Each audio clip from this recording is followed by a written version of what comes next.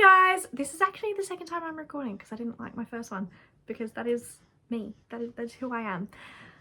I thought I would film a sit down video for you, which I have not done in such a long time. So here I am.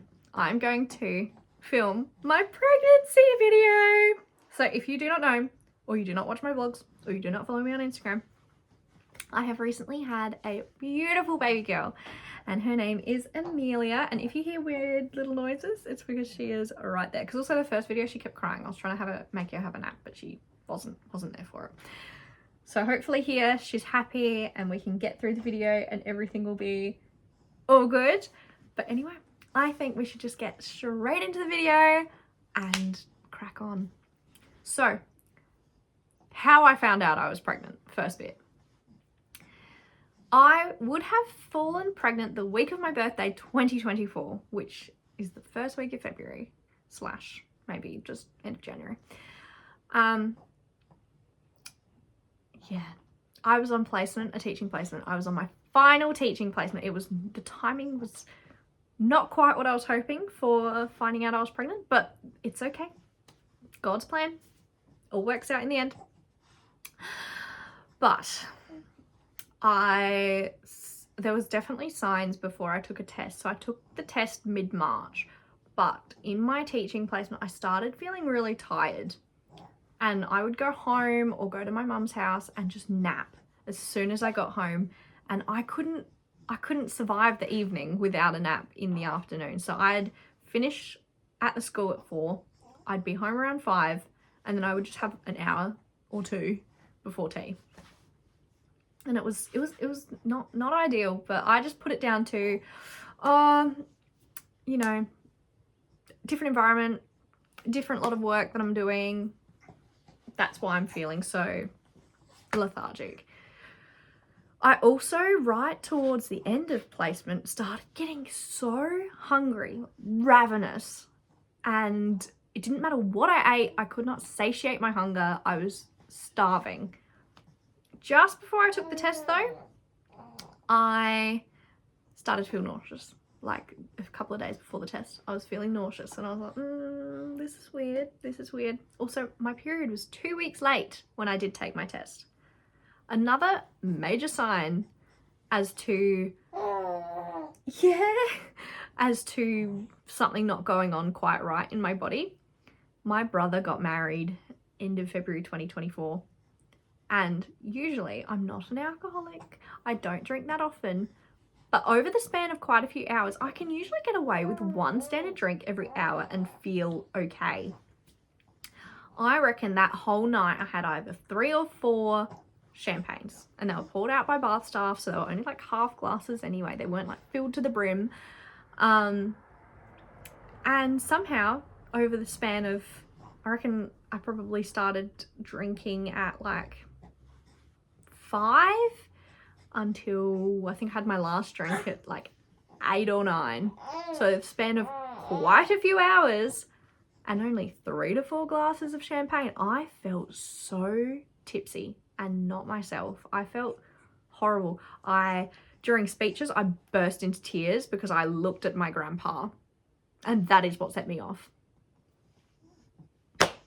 I'm not a crier. Well, I am now that I have a baby. For some reason I cry all the time now, but I don't usually cry, and I bawled. Like, I went out into the garden and just cried because I don't know why, and I was so tipsy after not many drinks and I didn't know what was going on.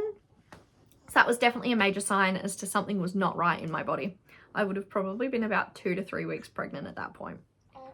Anyway, I found out I was pregnant when I was about 5 weeks along. I took the test at home back when we lived in the farmhouse that you would have seen in previous vlogs. I knew something wasn't right. I told my husband, I'm going to take a test. I had a packet of tests, so I was like, I'm going to take one, but I don't think it'll be positive. No way. So I go and take my test, and I did not come back to the room my husband was in for quite a while. So he came looking for me and found me on the floor in a puddle of tears because I was distraught. Like, I was like, this is it. My life is ruined. What am I going to do? You know, like I had big plans to do, like teach in a classroom and get a contract in 2024 and then do a contract for like all of 2025. And yeah, I was like, nah, that's it. I'm done. That's life over. Not that baby's a life over. I'm very grateful to have her now. But like at the time, in my high emotional state, not yet finished my placement. So technically I hadn't finished university yet. I still had to graduate. I was like, nah, I'm done. This is it. Like, what am I going to do? Also, Gal and I had only been married about 3 months. So I was like, this is insane. This has all happened so fast. And I think that's something that got me so upset, was I was like, it's all happened just too fast. Even though we had been together 6 years, I was like, no, I don't know. I don't know if I'm ready. Anyway, I did a lot of growing up in the last 12 months. Basically, my mum got a phone call from my husband to say, Bianca is distraught. We think she might be pregnant. And I also only had the one pregnancy test, so I was like, we need to get more. I don't think this is right. This can't be real. I need another one. So we went to mum and dad's house for tea. It was only mum and dad there that night. My brothers weren't there, so we were like, okay, this is a good time. So there was one pregnancy test at mum's house. And yeah, so I was like, okay, let's do this. Let's take this test, because I mean, it was still just in date. So I was like, yep, it should be okay. I'll take the test. And that was positive too. And I took it while waiting for Galen to come back from the chemist, because he was going to get the clear blue how many weeks tests. And I was like, oh, hopefully this one doesn't say pregnant, was my only thought. And I take it and it said pregnant 3+ weeks, which is the highest it does. And I looked online and apparently that meant about 5 weeks. So I was like, okay, I think this is real. I don't know what to do. And I'm not gonna lie, I wasn't happy. Like, you know how you see everyone online so like happy when they've taken the test. I was scared. I was like, I'm not ready. I don't know what to do. I was scared. I was like, it's not that I don't want this baby, but like, I don't know if now is the time.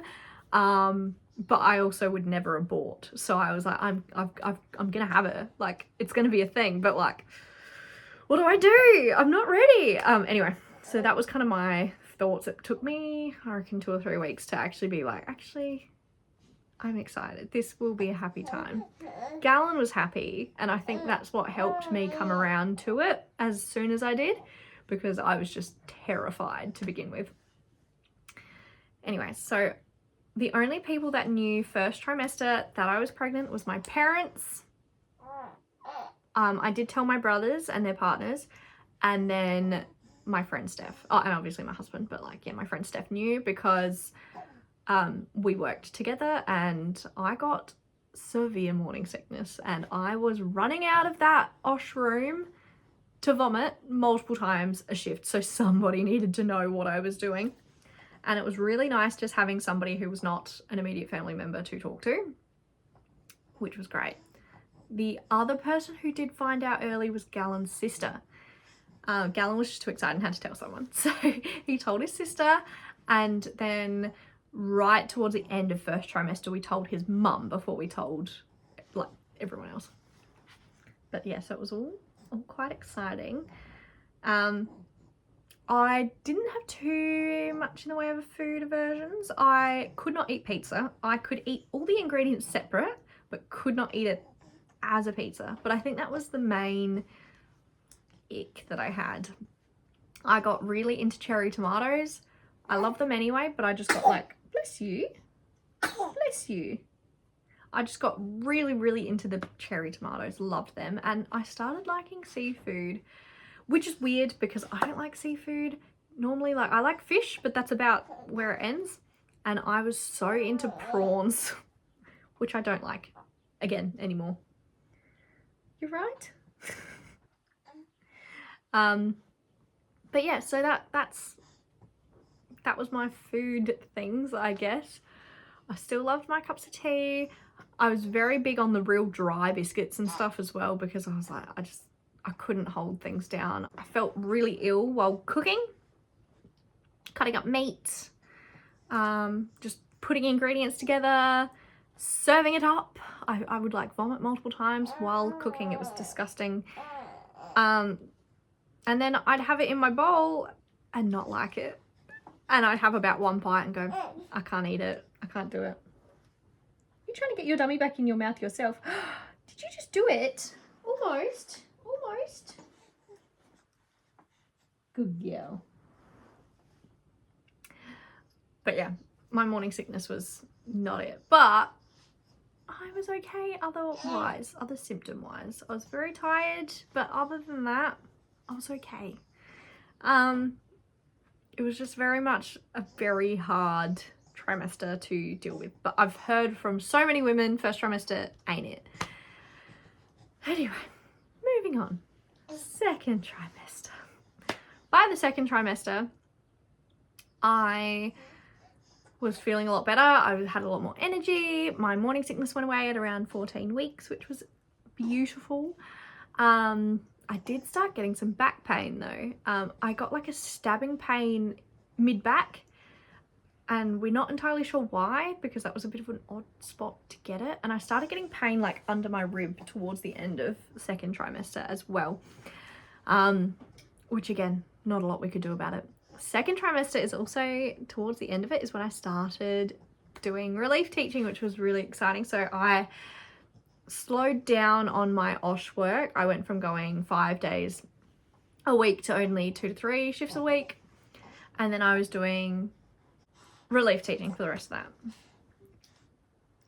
And yeah, so that was really nice. I was so happy that I could actually do what I wanted to do what I loved, and also just earn a bit of extra money. And yeah, so I only relief taught 2 to 3 days a week anyway, but 2 days a week was the same amount of money I was earning 5 days a week at OSH. So it was just like such a freeing thing to have some days off, you know, get everything ready for the baby and not have to work as much, but still earn just as much. And if I wanted a bit of extra money, I'd just work an extra day.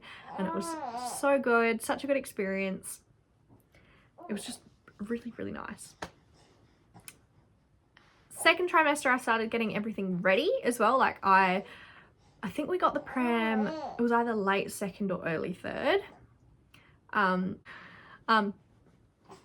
show you the pram at some point. I got a Silver Cross Wave, and it's everything. Yeah, are you talking? Are you talking? It's so good, this pram. I got it secondhand on Marketplace, lightly used. I'm so sorry guys about all the noises you're probably hearing in the background. She's decided it's time to have a chat. So she's getting very big at a chatting phase. She's now almost 10 weeks old, if you're interested.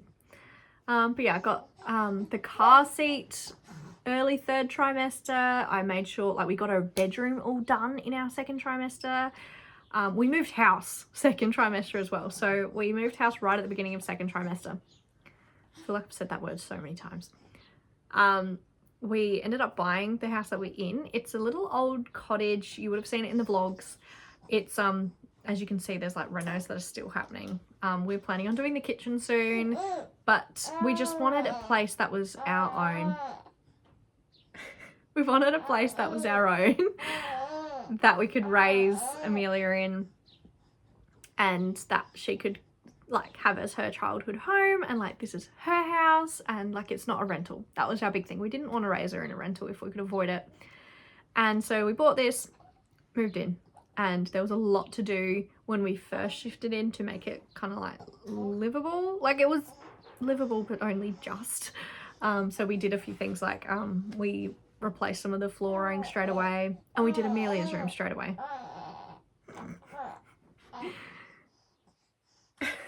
We did Amelia's room straight away. So we painted her room, we did her floors, and we started putting her furniture in. I'm so sorry if I'm so distracted. It's because of this little bean down here just having a chat. Chatting away. Yeah. But yeah, so that was nice second trimester to get that done. We had my Oh no, I think we only had my baby shower 3rd trimester. So moving on to 3rd trimester, we had the baby shower pretty much straight away because we all thought I would have this baby early. The medication I was on right at the beginning of my pregnancy was one that could make me go early. I also, at 28 weeks, was admitted to hospital for hypertension, which, as you know, pregnancies with hypertension can often go early or get induced early. And she was also sitting breech for quite a while. So that was another thing. We're like, I'll get induced early for a cesarean. Like something, I'm going to have it early. It's going to be a thing. And so we tried to get everything done sooner rather than later. The only thing I did not do for ages was packing my own hospital bag. I kept putting it off for some reason. Yeah. I packed her hospital bag at about 32 weeks, just in case, because I kept seeing TikToks that were like, everyone, November babies, they're coming early. So I packed hers with like, I only had 2 5-0 outfits, but I put them both in there just in case. And heaps of newborn stuff, and I had everything for her. I made sure I bought everything for her. And I had a few bits ready for myself, but not in a bag. They were just around my house. And my mum kept saying, you need to pack your bag because you're going to end up going into labour when you least expect it and you won't have a bag packed. But I put it off for weeks. And then my mum finally came over to my house. I think I was about 36 or 37 weeks pregnant. And she came over and she's like, no, we are packing it today. I don't care. Like, you're getting something in a bag. So in my bag went everything I needed, because at that point I think I had a bag sat there with literally like a pair of undies, a packet of maternity pads and a t-shirt, and I was like, that'll do, no worries. And mum's like, that is, where's your toothbrush? You know, like, where is everything else you're gonna need? You're gonna be in there more than 30 seconds. You're gonna need more than just a spare t-shirt. Like, come on. We had my baby shower though, which was beautiful. We just had it at our house here in the garden because we have a lovely little garden, so we had it out there. And I got so many lovely things. And yeah, we just made sure we had everything. We had like the bed all set up, the pram all set up. We had a bassinet next to our bed because obviously her cot's set up in her room, but we're not using that yet. We had all of our clothes washed, had everything sorted, enough nappies, all that fun stuff. And yeah, I didn't go into labour for quite a while. I got all the horrible symptoms though.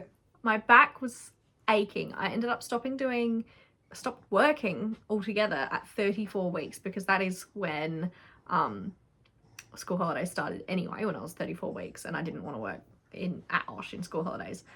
But I was so sore. Like, I was coming home from work at like 32 weeks and I would just jump in the bath because my back was just on fire. I was sleeping with a heat pack at my lower back because it was so sore. I was getting rib pain. I couldn't sleep very well because of the acid reflux. Like, 3rd trimester was equally as hard as 1st trimester. It was a lot of work. But it just kept dragging. Like, everyone's like, oh, it goes so quick. No, it dragged so bad. And then I got to 37 weeks and I was like, this is it. Like, I could go at any time. We checked baby. She had turned around, so she was in a good birthing position. So I was like, okay, so I don't need a cesarean now. That's great. I didn't really want one anyway, but like, cool. I'd also stopped taking my high blood pressure medication at this point because my blood pressure from 28 weeks had settled again. We thought it was just some weird spike. My doctor goes on holidays for 3 weeks while her grandchild is being born and all that fun stuff. And I'm 37 weeks. And I'm like, excellent, no worries. But she did say to me, like, if you go into labour, this is my personal phone number. Please call me. Yep, all good. So I go to I live in a small country town. I go to a small country hospital at the next town over. There are 2 doctors that are like the baby doctors, obstetrics, but they're also GPs. So yeah, the 2 doctors. So my doctor is the female doctor. The other one is a male doctor who actually delivered my husband when he was born. Anyway, so I got transferred to him for my next couple of appointments. I hadn't even had my appointment yet with the male doctor. And I go into hospital again for hypertension, high blood pressure, headaches. I was feeling really dizzy, really nauseous. And my heart, like, because I have a blood pressure monitor at home, because I was meant to keep an eye on it, it had spiked. So I was like, excellent, love that for me. So I go into hospital, I get put back on my medication at a slightly different dose, and they monitor baby. Baby's all good. All good. I had a iron infusion earlier in the pregnancy and I didn't need another one. Like, my blood work was looking okay. No worries. I had my appointment with this doctor the following day. So, following day rolls around. I go to see the doctor and he's like, cool, hypertension, you usually have to get induced. And I was like, okay, that's cool. When are we doing this? And he's like, no, like, not yet. Probably 39 weeks. And I was like, yep, sounds great. I can do that. I like 39 weeks. And I was getting so bored of my maternity leave. I just wanted my baby here, but I was like, no, it's okay. Patience is a virtue. We can do this. Yeah. Anyway, so, 38-week appointment comes and goes. Still no sign. 39-week appointment comes and goes. Still no sign. And, at 39 weeks, I'm like, here I am. I'm ready to be induced. I'm here. I'm ready. And he goes, he didn't even check my cervix. He was like, no, we'll just wait and see what happens. We'll let nature play its course. I'll probably see you this week though. Like, as in, like, he thought I was going to go into labour this week with what symptoms I was getting, because I was getting Braxton Hicks by this point. And yeah, still nothing. I was, from about 38 and a half weeks, really, really doing everything to get this baby out, because I was done. I was so sore. I was doing the Miles circuit every single day, which, if you know, that is a like hour and a half long thing where you lay in one way for half an hour, you lay in a different way for half an hour, and then you do half an hour of exercise. I was going on, yeah. I was going on really long walks around the block. I was so tired. I was stretching, I was squatting, I was bouncing on a ball, I was having raspberry leaf tea, I was eating dates, I was eating spicy food. I was doing everything that would possibly maybe make me go into labour, but it didn't. Yeah. It was hard. It was, yeah. Anyway. So, 40 weeks comes and goes, because my appointment's for a few days after my actual date change. 40 weeks comes and goes. Also, baby at this point had been measuring a week ahead for at least 10 weeks at this point.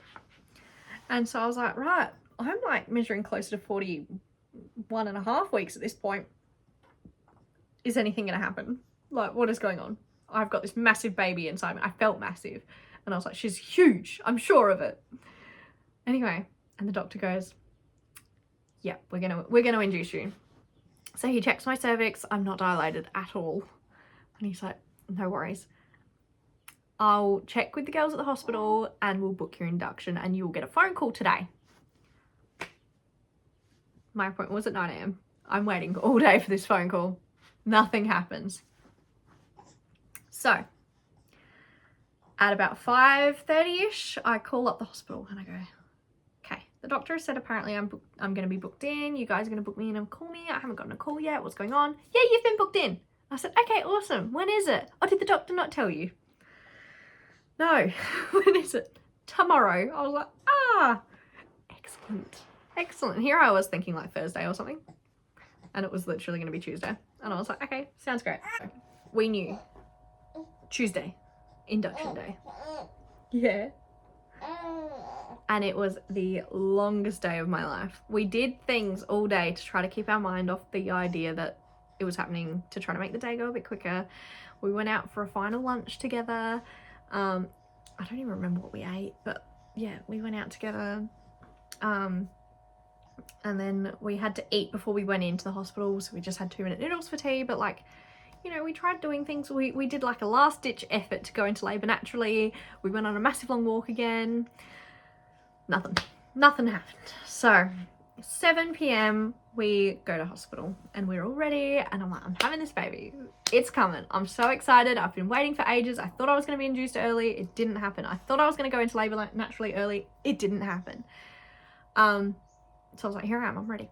So We've got all of our bags packed. We jump in the car, we double check the car seat, get to the hospital, go into the birthing ward. Yep, all good. Cervix gets checked. Yep, no worries. Prostaglandin gel, which is like a gel that is supposed to help like soften and open your cervix so you can start dilating. So I am like not dilated at this point. All right, I'm told there is no night midwife on tonight.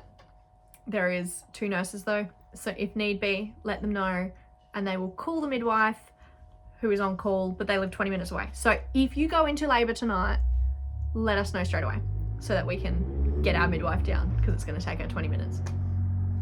Yep, no worries. So I've got it in my head, I'm going into labour tonight. Like it's happening, like it's going to be like midnight and I'm going to go into labour. But they're like, try to get some sleep. And I was like, okay, all right, that's fine, I can do that. Yeah, anyway, so I go to bed. I'm waiting. Nothing happens. I go to sleep. My back hurts because it always hurts. But I was like, nah, it's okay. We're okay. 5 a.m. contractions start, and I was so happy. I was so happy that they finally started. I was timing them. They were coming really frequently. I think they were about 3-ish minutes apart, which is often what they say to come and get checked at when they're that far apart.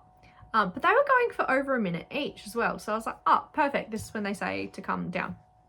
And I knew it was either 6:30 or 7 that they were going to take me in and try to break my waters. So I was like, I reckon I'm 5 centimeters dilated. Here we are. They're really sore.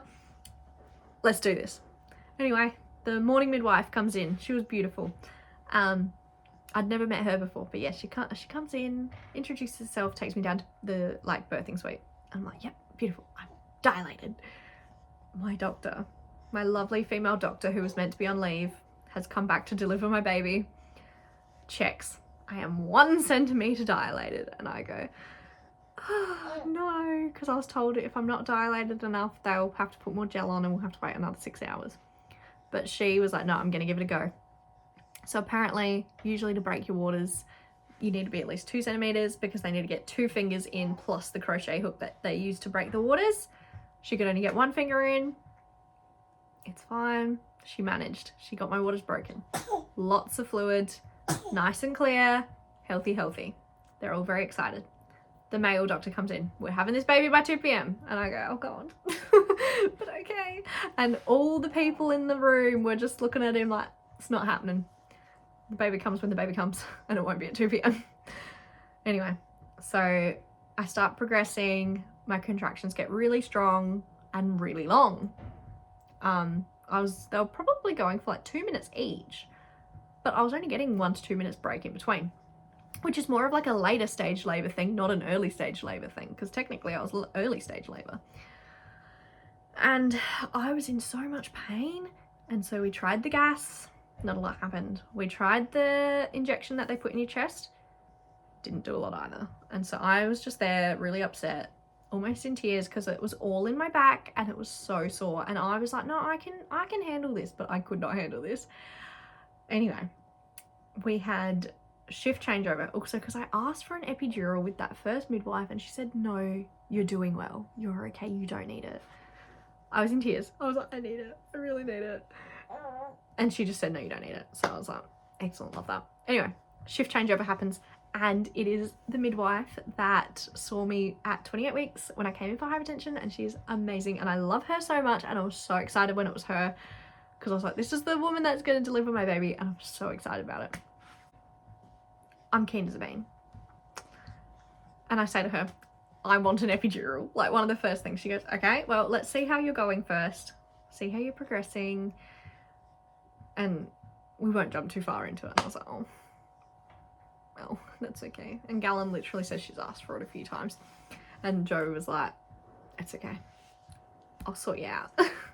But we'll just check. So she checks how dilated I am. I'm not really dilated at all. Like, I think I was only at like 2 or 3 by this point, and it had been hours.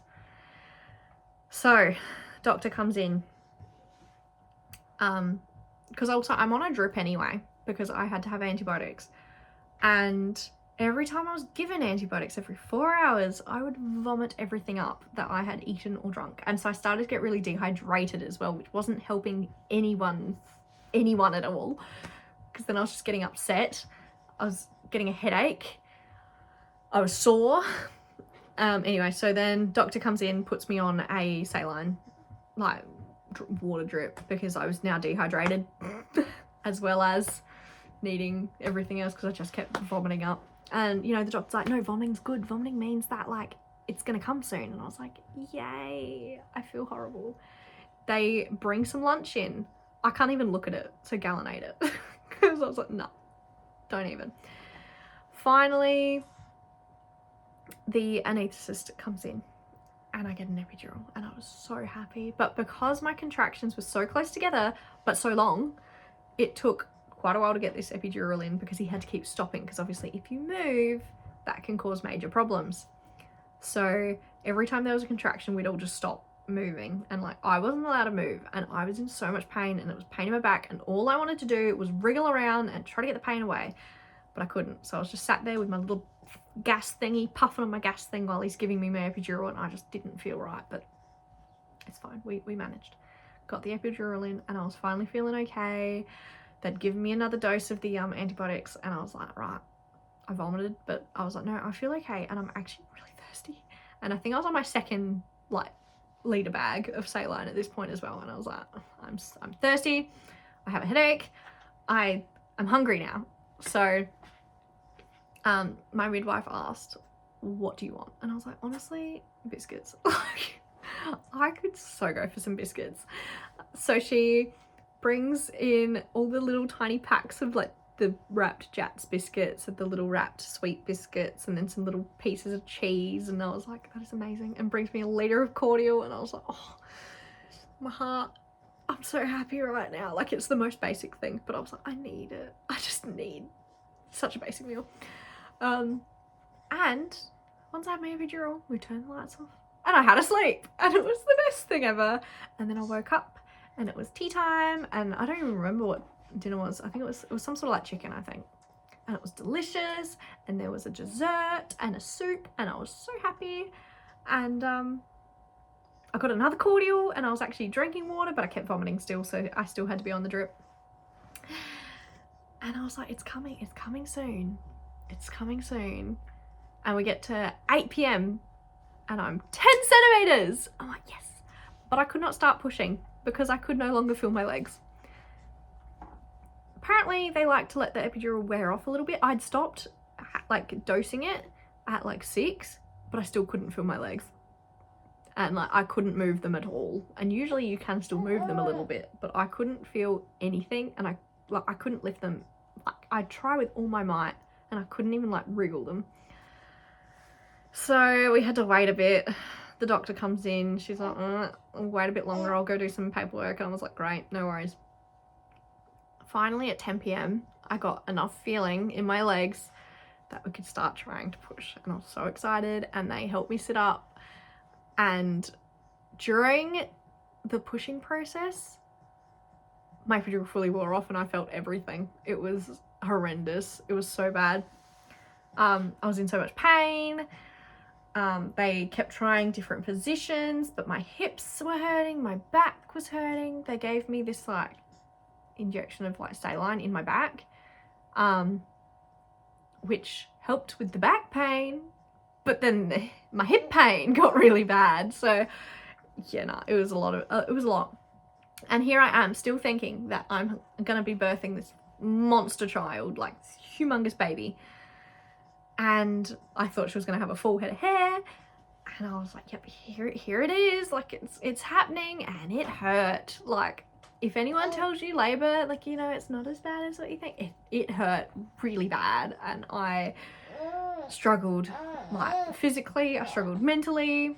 It was a lot. Anyway, 11:27 p.m. Little miss makes her way into the world at a whopping 3.2 kilos, which isn't actually heavy at all, and 46 centimeters, which is not very long, considering she was on track to be measuring 42 weeks by by the day I gave birth. She was not measuring to be a 42-week baby when she was out in the world. So she didn't fit in half the clothes I bought for her, which was a bit of a pain. But we have a cute little family photo where Galen looks wrecked, I look wrecked, baby looks wrecked. Like, we all just look done. We're all ready for bed. It's like, we got our photo done at like just after midnight.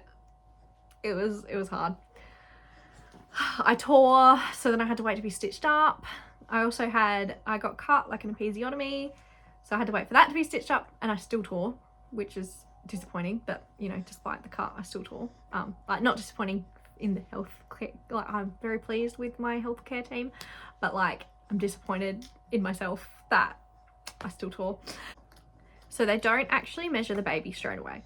When you first give birth, they put them on your chest and then they do everything else until they take them off you. So she wasn't wrapped originally. She was literally just on me with a blanket over us.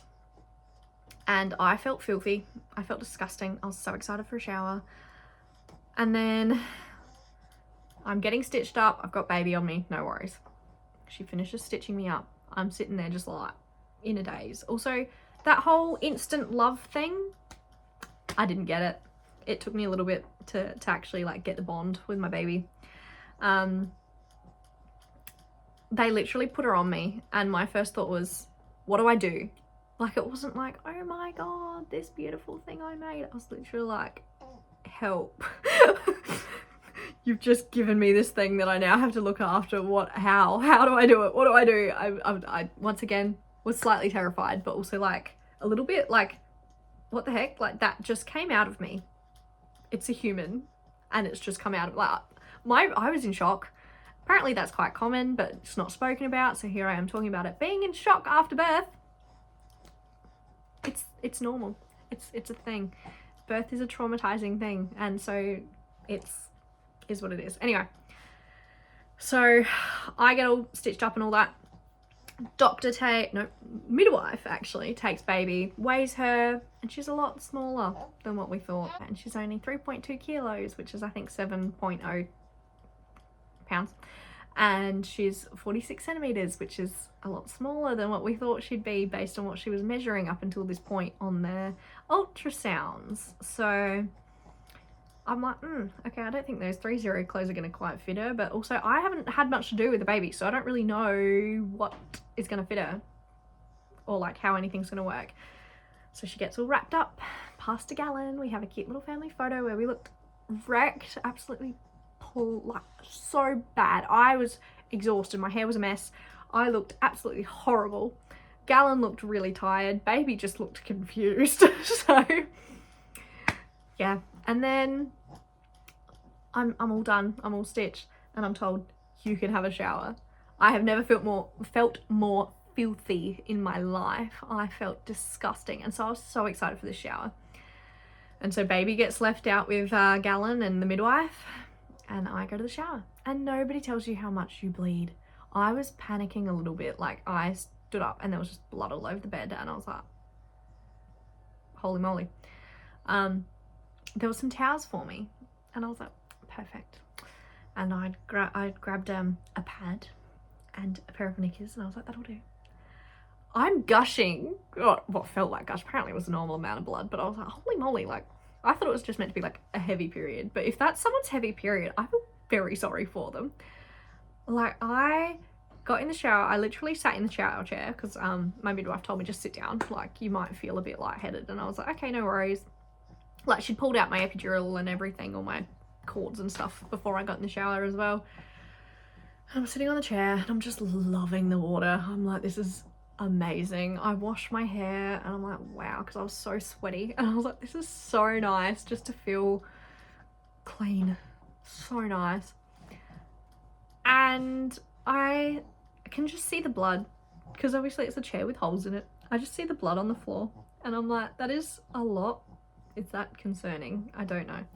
I'm drying, I turn off the shower, I dry myself off, but the whole time I'm just dripping, and I'm like, that is concerning. The blood gets like covered in blood. The towel gets covered in blood, and I call the midwife in. I'm like, is this a lot? And she's like, no, that's fine, that's normal. So those of you who are pregnant, you are going to bleed much more than you expect. And so here I am, a little concerned. Also, you're a lot more swollen everywhere than you ever expected. So I had little postpartum disposable underwear that didn't fit because I was so swollen that I couldn't get them over my bum. Anyway, so I borrowed the hospital's some of the hospital disposable undies, which are humongous, and it was so much better to have the extra space. But I had that and a pad in my undies because I was just bleeding so much. It was crazy. But yeah, I go back to my room, the midwife is like, you can dress the baby if you want, and I was like, oh my god, I'm so excited. And I go to put on what I think is one of the smallest 4-0 outfits I bought, and it's huge on her. I didn't really know what to do, but I was like, it's fine, I'm tired, we'll figure this out in the morning. But I put it on her anyway, I wrap her back up. Midwife comes back in because she needed a injection and wanted to make sure that I was feeding her okay. And she brought in one of my syringes of colostrum I'd collected, and yeah, like it was, yeah, all good. Put baby to bed. A couple hours later, midwife comes back in because she needed to check me as well. Give her another syringe because she's still starving. I'm like, oh my god, I'm not producing enough. But the midwife was like, no, she shouldn't have needed more than 3 meals, but we'll give her another 3. Because I did produce something while feeding her. So anyway, and then we decided that maybe she just likes to suck on things. So we try a dummy, which I know they say don't give babies a dummy first up. And the midwife was like, don't tell anyone I told you to do this, but just give it to her and see what she does. And she loved it. She loved her dummy. Still loves her dummy. Like she's happy without it, she can sleep without it, but I think she just wanted to suck on something, and because we'd like gone and bound her little arms up next to her while swaddling her, she needed the dummy.